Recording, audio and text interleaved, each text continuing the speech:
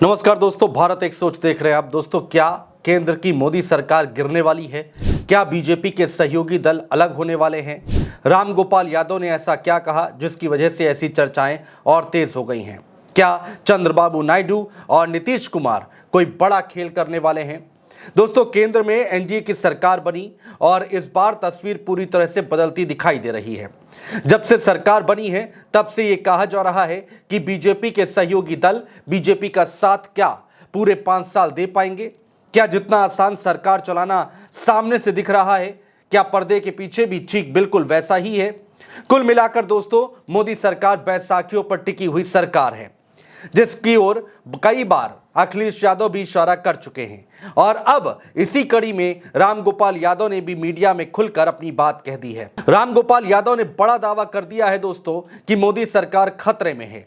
दरअसल दोस्तों, समाजवादी पार्टी के राष्ट्रीय महासचिव प्रोफेसर रामगोपाल यादव ने कहा कि केंद्र की मोदी सरकार आंध्र प्रदेश के मुख्यमंत्री चंद्रबाबू नायडू और बिहार के मुख्यमंत्री नीतीश कुमार की कृपा पर चल रही है। जिस दिन नीतीश नायडू दोनों खिलाफ हो जाएंगे, उसी दिन केंद्र सरकार धराशायी हो जाएगी। रामगोपाल यादव ने कहा कि इन दोनों नेताओं के राज्य बिहार और आंध्र प्रदेश को विशेष राज्य का दर्जा अगर नहीं मिला तो केंद्र सरकार नहीं चल पाएगी। चंद्रबाबू नायडू और नीतीश कुमार अपने अपने राज्यों में विशेष पैकेज की मांग करने में लगे हुए हैं। अगर केंद्र सरकार से दोनों राज्यों को विशेष पैकेज मिल गया तो निश्चित है कि केंद्र सरकार चलती रहे, नहीं तो केंद्र सरकार का भविष्य सुरक्षित नहीं है। ये तमाम बातें रामगोपाल यादव ने कही हैं।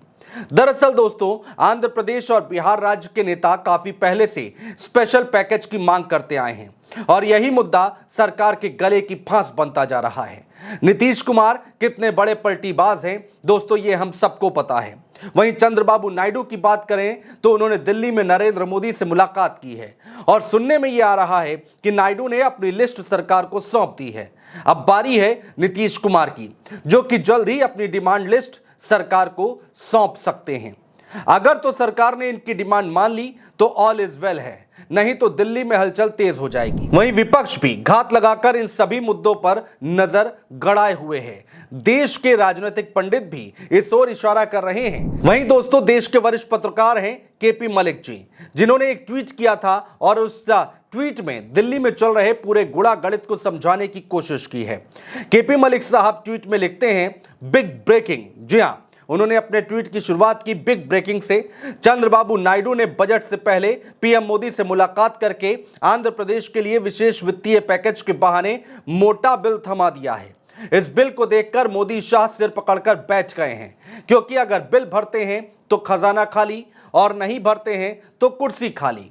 वहीं दूसरी ओर चाचा नीतीश कुमार का बिल अभी प्रिंट हो रहा है। बिहार का बिल कितना मोटा और कितना बड़ा होगा उसके लिए थोड़ा इंतजार करना होगा, लेकिन एक बात निश्चित है कि दोनों का बिल झेल पाना गुजरातियों के बूते से बाहर है। आखिर में लिखते हैं केपी मलिक साहब, सूत्रों के हवाले से ये खबर आई। दोस्तों, जब ये ट्वीट आया हमारे सामने, इसके बाद भारत एक सोच ने केपी मलिक जी से संपर्क किया और उनसे इस मामले में बात की। जरा सुनिए केपी मलिक जी क्या कुछ कह रहे हैं। विशेष राज्य का दर्जे का क्या मतलब होता है कि आपने विशेष राज्य का दर्जा दे दिया तो आप 90% पैसा उनको देते रहिए और वो उसमें जो है हज का और जो है वहाँ के जो मस्जिद के इमाम है उनको तनख्वाह देते रहिए और बाकी विकास कार्य उनके करते रहिए। तो बीजेपी को कैसे हजम होगा? ये उनके नेता क्या करेंगे? तो ये चीज है। दूसरा क्या है, ये उनको भी मालूम है कि इतना आसान नहीं है विशेष राज्य का दर्जा मिलना।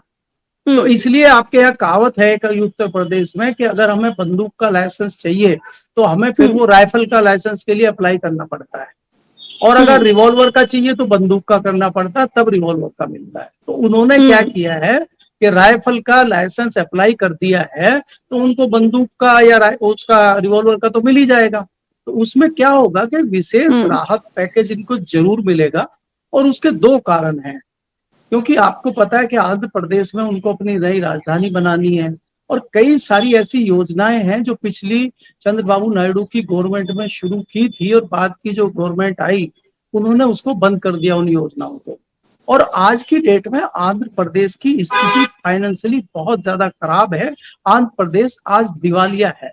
तो इसलिए थोड़ा वो पैसा लेना चाहते हैं। उनको भी मालूम है, मैं दोबारा कह रहा हूँ, चाहे नीतीश कुमार हो, चाहे चंद्रबाबू नायडू हो, ये राजनीति के मंजे हुए बहुत पुराने खिलाड़ी हैं। ये जानते हैं कब कौन सा तीर चलाना है, तो हथियार इन्होंने अपने सजा के रख लिए हैं। तो जब इनको लगेगा कि हथियार चलाने का मौका आ गया है तो वो चला देंगे। क्योंकि देखिए, आपको ये भी सोचना चाहिए कि बिहार में बहुत जल्दी चुनाव है। क्या चुनाव में इन परिस्थिति में वो जाएंगे? और जब उनको भारतीय जनता पार्टी से गठबंधन तोड़ना होगा, तब उनको एक बड़ी चीज बतानी पड़ेगी जनता को कि हमने तो अपनी जनता के लिए विशेष राज्य का दर्जा मांगा था, नहीं दिया इन्होंने। विशेष पैकेज फिर हमने मांगा, वो भी नहीं दिया। अब बताइए फिर हम कैसे इनके साथ रहे, तो लिहाजा हम इनसे अलग हो रहे हैं। तो वो एक भूमिका इस तरह की प्लान के चलेगी। मैं इसलिए आपको बता रहा हूँ कि विशेष राज्य के दर्जे में थोड़ी सी चीज और मैं जोड़ देना चाह रहा हूँ, जो रिकॉर्ड में नहीं आती, जो पाठक जी कह रहे थे कि जो सीमा पे जो छोटे छोटे राज्य हैं, वो कई बार ब्लैकमेल करते हैं भारत सरकार। तो ये कहते हैं कि हम चाइना हमें ज्यादा फैसिलिटी दे रहा, तो हम तो चाइना में चले जाएंगे। तो इसलिए उन राज्यों को विशेष राज्य के दर्जे का जो है ये दर्जा दिया जाता है, ताकि भारत सरकार की योजनाएं वहां चलती रहे और वहां पे कोई इनकम टैक्स नहीं है, कोई किसी नागरिकों को कुछ नहीं देना है, कोई वहां पे भयंकर ऑडिट होता नहीं है। तो इसलिए उन राज्यों को संभाले रखने के लिए, बांधे रखने के लिए चीजें की जा सकती है। सेंसिटिव राज्य कश्मीर भी है, वहां भी यही स्थिति है, वो एक अलग मामला हो गया। लेकिन यहाँ पॉलिटिकल मैटर है, ये यहाँ पॉलिटिकल मैटर है। इसलिए किसी भी स्थिर राज्य को इस तरह का दर्जा देना बिल्कुल नामुमकिन है, कोई भी सरकार नहीं देती। और भारतीय जनता पार्टी की जो सत्ताधारी सरकार दिल्ली में चल रही है, उसके पास भी खजाना भरा हुआ नहीं है। उसका खजाना भी इतना भरा हुआ नहीं है कि वो बांट दे। अगर वो दे भी देगी इनको दोनों को, विशेष पैकेज भी दोनों को अगर वो दे देती है, तो उनका खजाना खाली हो जाएगा, उन्हीं के हाथ में कटोरा आ जाएगा, तो वो क्या करेंगे? तो इसी स्थिति में मैंने आपको ट्वीट जो किया था कि अगर ये खजाना उनको देते हैं तो कटोरा इनके हाथ में आएगा, तो नहीं तो उनके हाथ में तो कटोरा है ही। तो दोनों परिस्थितियों में भारतीय जनता पार्टी की जो बैसाखी है, उसमें और कमजोरी हमें दिखाई देगी आने वाले समय में। देश के वरिष्ठ पत्रकार हैं डॉक्टर राकेश पाठक, जो कि बता रहे हैं कि दिल्ली की सरकार के लिए रास्ते बहुत कठिन हैं। जरा सुनिए। देखिए, जो मांगे हैं और उनके पीछे छुपे हुए राजनीतिक निहितार्थ हैं, उनको समझने की जरूरत है। दोनों बड़े दल जो अपने अपने राज्यों में अपने दम पर सरकार चला रहे हैं, नीतीश कुमार जरूर इन लोगों की मदद से चला रहे हैं, उन्हें अपने राज्य के अपने मतदाताओं को भी संतुष्ट करना है, उन्हें उनकी इच्छाओं को भी पूरा करना है, तरक्की भी करनी है। आंध्र प्रदेश के सामने तो अपनी राजधानी का मामला अभी अटका हुआ है। उनकी राजधानी तो अभी बनी नहीं है, आधी अधूरी सी है, उसके लिए उन्हें पैसा चाहिए। तो कई ऐसे कारण हैं जिसके चलते चंद्रबाबू नायडू और नीतीश कुमार नरेंद्र मोदी की सरकार पर यह दबाव बना रहे हैं। अब इसके राजनीतिक प्रतिफल क्या होंगे? देखिए, सरकार बनते समय न तो उनकी अपनी मर्जी के उन्हें मंत्रालय मिले, न स्पीकर के चुनाव में उनकी सुनी गई। हमें तो ऐसी भी खबरें बहुत ठीक से नहीं आई कि कोई बहुत दबाव डाला नीतीश कुमार या चंद्रबाबू नायडू ने कि नहीं, हमारे दल से किसी व्यक्ति को स्पीकर बना दे। अब जब बजट सत्र आने वाला है, चंद दिन बाकी है, असली लड़ाई प्रज्ञा जी अब शुरू होगी। पत्ते अब खुलेंगे धीरे धीरे करके। हम जानते हैं नरेंद्र मोदी ज्यादा से ज्यादा क्या करेंगे, 48,000 करोड़ की मांग कर रहे हैं, 20-22 हजार करोड़ का कोई पैकेज दे देंगे, विशेष राज्य का दर्जा फिर भी नहीं देंगे, और उससे ये लोग संतुष्ट हो जाएंगे। लेकिन लड़ाई तब शुरू होगी जब सैद्धांतिक विषय सामने आएंगे, जब धर्म और सांप्रदायवाद के नाम पर, सांप्रदायिकता के नाम पर राजनीति की बयानबाजियां शुरू हो, जब चंद्रबाबू नायडू अपने राज्य में 4% आरक्षण मुसलमानों को देने की बात करेंगे, जब हज यात्रियों को 1 लाख की सब्सिडी देंगे, मस्जिदों मदरसों के लिए अनुदान देंगे, और ये चीजें जब सतह पर आएंगी, तब बीजेपी को परेशानी होगी। और नायडू को तब परेशानी होगी जब बीजेपी की सरकार ने और उसकी सरकार में शामिल मंत्रियों में से कोई व्यक्ति इस तरह के सांप्रदायिक बयान देगा।